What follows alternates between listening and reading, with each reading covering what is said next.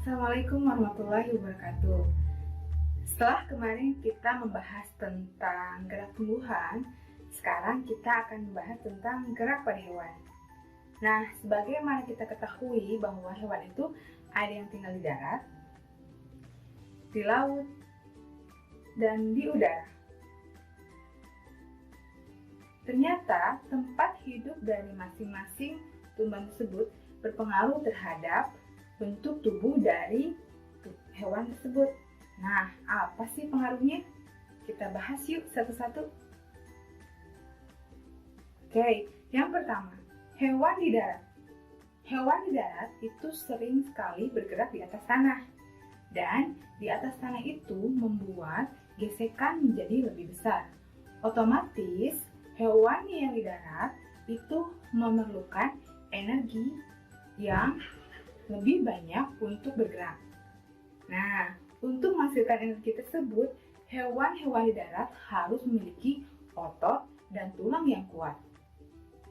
Jadi perlu diingat ya, hewan di darat itu memiliki otot dan tulang yang kuat untuk mengatasi gaya gesek yang terjadi selama hewan tersebut bergerak di atas tanah.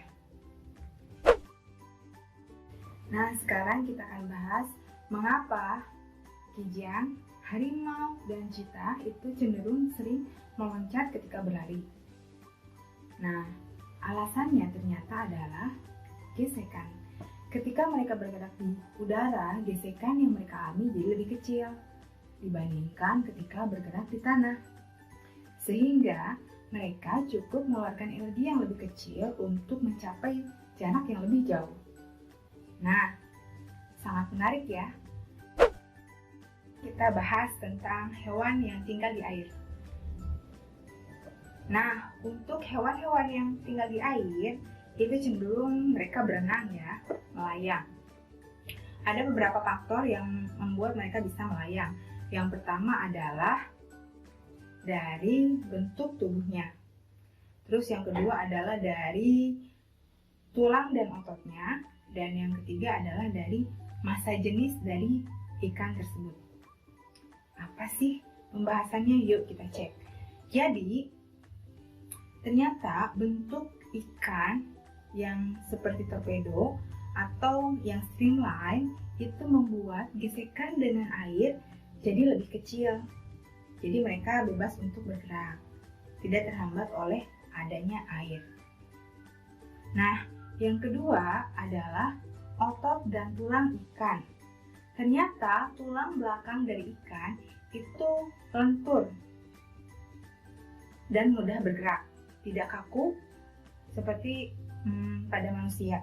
Sehingga ikan tersebut bisa bergerak meliuk-liuk di air dan membuat ikan tersebut bisa bergerak bebas di air. Tidak hanya itu, ikan selain memiliki tulang belakang yang lentur, ada juga sirip dan ekor yang membantu ikan tersebut menjadi bergerak lebih cepat. Sirip yang ada di bawah itu bergerak ke belakang. Nanti air yang di belakang itu akan mendorong ikan ke depan. Seperti itu. Ya, jadi tulang dan ototnya itu sangat berpengaruh terhadap gerakan ikan. Dan yang terakhir yang tidak kalah penting adalah massa jenis. Kalian sudah mengetahui kan massa jenis itu apa? Massa jenis itu adalah kerapatan. Nah, syarat untuk benda bisa melayang itu minimal massa jenis dari hewan atau bendanya sama dengan massa jenis di air. Oke, syarat dari benda supaya bisa melayang di air itu adalah massa jenis airnya harus sama dengan massa jenis dengan hewan yang ada di airnya. Jika massa jenis dari hewan tersebut lebih besar dibandingkan massa jenis air, dia akan tenggelam. Massa jenis air. Nah, menarik ya. Jadi ada 3 faktor utama yang perlu kita perhatikan untuk hewan-hewan yang bergerak di air. Yang pertama adalah bentuk tubuh dari ikan tersebut. Yang kedua adalah tulang dan ototnya. Dan yang ketiga adalah kerapatan dari hewan dan airnya. Itu ya. Nah, sekarang Yang terakhir adalah bagaimana sih cara gerak hewan-hewan yang ada di udara. Ternyata ada yang menarik dari hewan-hewan yang ada di udara.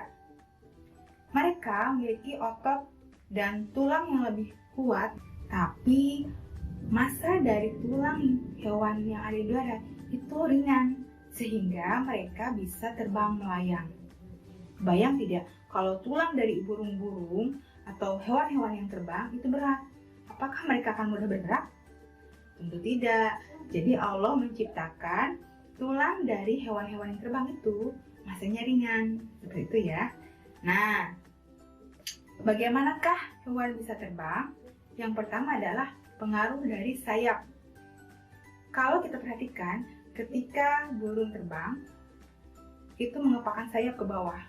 Ketika bawah itu, udara yang di bawah sayap itu akan terdorong. Dan efeknya apa? Reaksi dari udara yang di bawah itu akan mendorong balik sayapnya, sehingga burung tersebut bisa terbang dengan mudah. Gitu. Dan otomatis otot dari sayap hewan atau burung itu harus kuat juga. Nah, alhamdulillah ya, hari ini kita sudah belajar tentang gerak hewan yang ada di darat, di laut, dan di udara. Ternyata tempat tinggal hewan tersebut sangat mempengaruhi alat gerak dari hewan-hewan yang tinggal di daerah tersebut.